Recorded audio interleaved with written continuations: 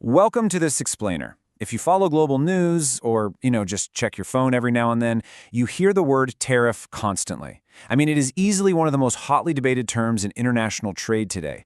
But let's strip away all the political rhetoric and that high-level economic theory for a second. What actually happens on the ground? Like, what are the literal, physical mechanics of a tariff? Well, today we're going to track a shipment across a border to see exactly who pays the tax and where that money ultimately comes from. By the end of this, you are going to have a crystal clear understanding of the real supply chain mechanics behind all those big headlines. Okay, let's dive right in. We really need to answer the most foundational question first. When a good arrives at the border, who is literally paying the bill? Now, when a new tariff policy gets announced, it's almost always framed as this big tax on a specific country, right? Or maybe a foreign industry. But global supply chains actually operate through physical, tangible transactions at ports of entry. Picture this: a massive cargo ship docks, or a semi-truck rolls up to a customs checkpoint packed with goods. At that exact moment, a financial liability is triggered. The government collecting the tariff demands a payment before those goods are legally allowed to enter the domestic market. So whose bank account is that money actually coming from? Who is physically holding the pen and writing the check to the customs agency? Well, there's this pervasive myth out there that foreign exporting companies or foreign governments are the ones paying the tariff.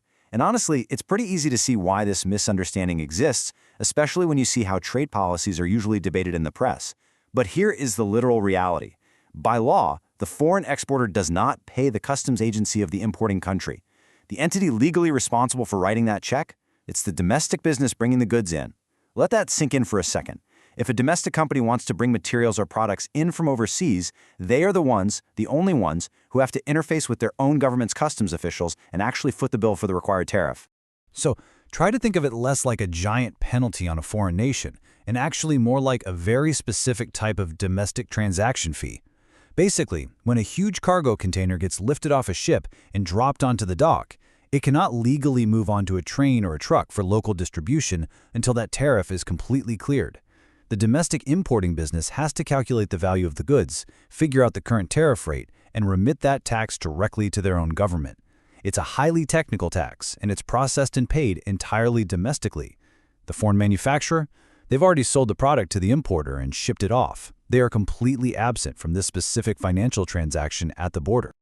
Okay, so now that we know it's the domestic business writing the check at the border, we've got to take a look at their accounting.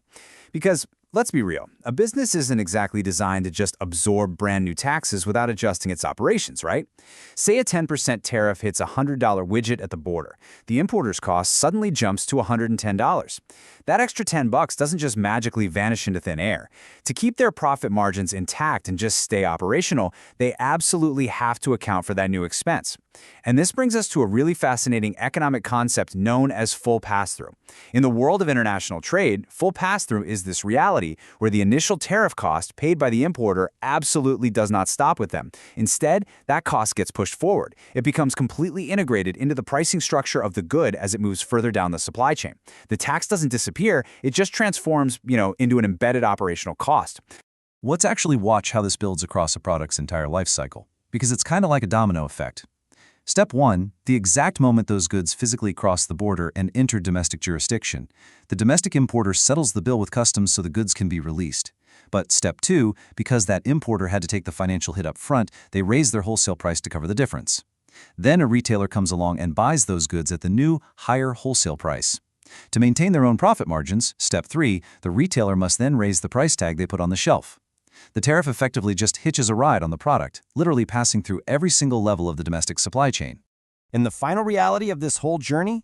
That hidden border tax is entirely absorbed into the final retail price paid by consumers, meaning you and me.